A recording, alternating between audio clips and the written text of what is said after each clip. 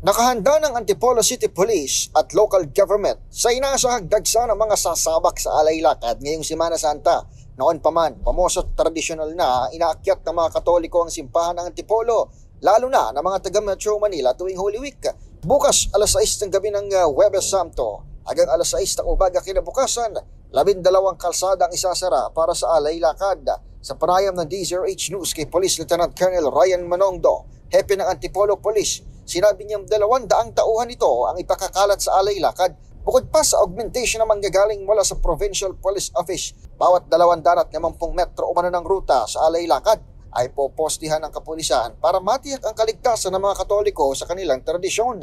Isinasagawa ng nabanggit na grupo ang alay lakad sa Our Lady of Good Voyage bilang simbolo ng pilgrimage mula sa Jesus Nazareno na nasa Quiapo patungo sa kanyang ina. Samantala, nakahamdaring magsakay ng mga biyahero ang Grand Terminal ng lungsod na matatagpuan sa isang mall kampo ng Silawis at Sumulong Highway.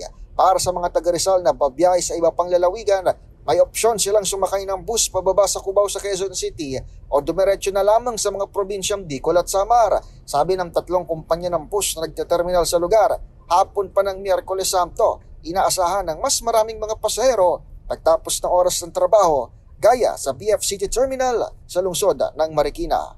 Para sa MBC TV Network News, ito si Edniel Parrosa. Sama-sama tayo, Pilipino.